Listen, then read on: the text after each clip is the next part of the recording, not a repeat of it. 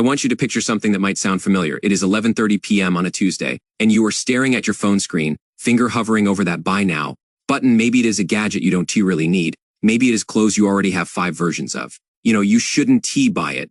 Your bank account is looking a little thin this month. But there is something almost magnetic about that purchase button, isn't there? Here is what nobody told you in school. That feeling is to weakness. It is not a character flaw. It is the result of a financial education system that taught you absolutely nothing about how money actually works in the real world. And by the time most of us figure this out, we were already trapped in what I call the modern rat race. Not the cute motivational poster version, but the genuinely terrifying reality of living one paycheck away from disaster. I am Leo, and I've spent years studying why intelligent, hardworking people consistently make terrible financial decisions. Today, I want to share what I've learned about the fundamental gap in our education system, and more importantly, how understanding this gap can completely transform your relationship with money.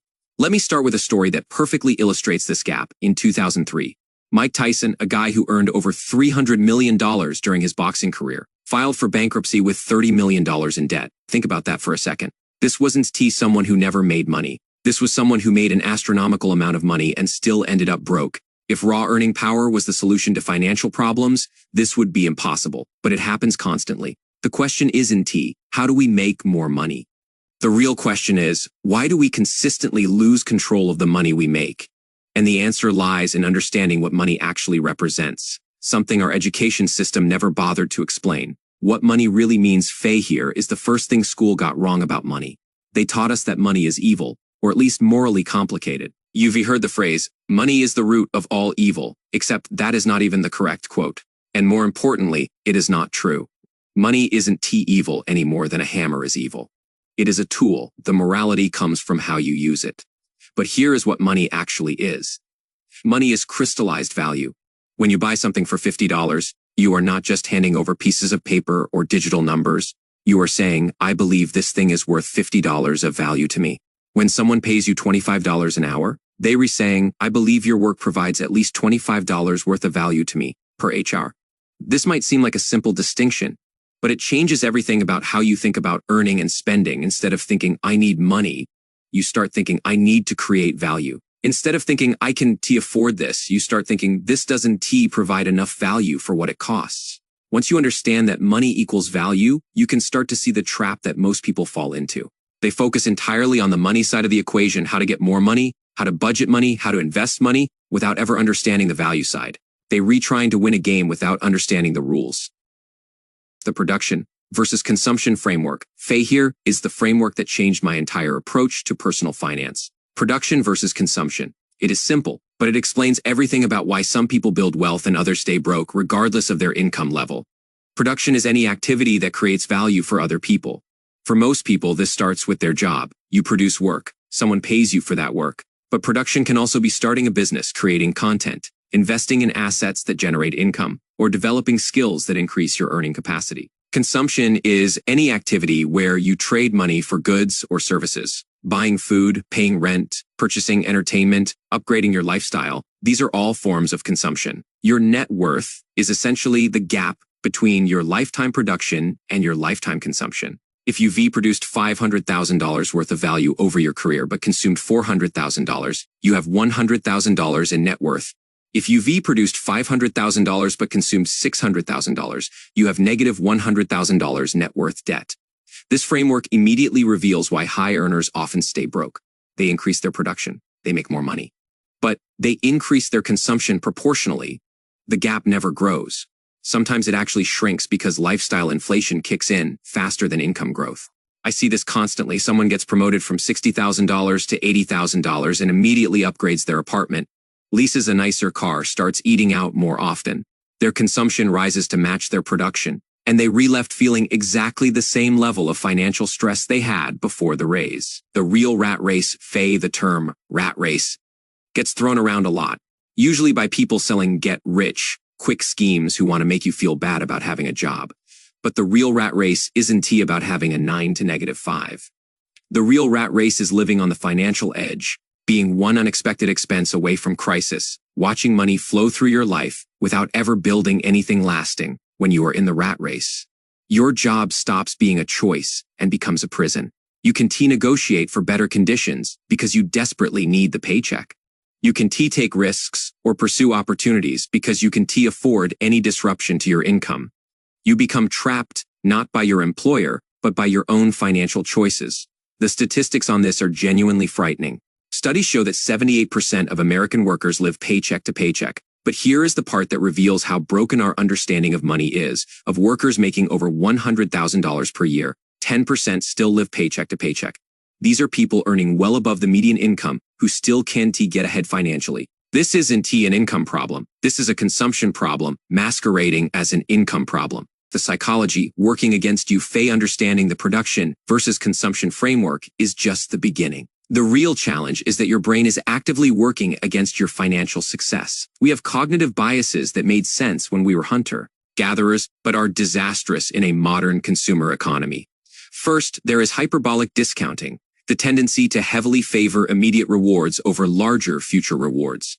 This is why you'll spend $5 on coffee instead of investing it, even though that $5 invested at 7% annual returns would be worth over $150 in 50 years. Then there is social proof bias, the tendency to do what everyone around us is doing. This is the keeping up with the Joneses phenomenon on steroids. Your coworkers get new cars, so you get a new car. Your friends go on expensive vacations, so you go on expensive vacations. You are not making financial decisions based on your actual values or long-term goals. You are making them based on what you think will maintain your social status. There is also the ostrich effect, the tendency to avoid negative financial information. This is why people stop checking their bank accounts after a spending spree, or why they avoid opening credit card statements. The financial damage doesn't go away because you are not looking at it. It gets worse. These biases aren't character flaws. They re-features of human psychology that served us well in different environments. But in a world designed to separate you from your money, they become liabilities. Taking control of consumption, the first step in escaping the rat race, is brutal honesty about your consumption patterns. For 1 month, I want you to track every single dollar you spend. Not approximately, not just the big stuff, every coffee, every subscription, every impulse purchase. Categorize it: housing, transportation, food, utilities, entertainment, miscellaneous. This exercise is uncomfortable.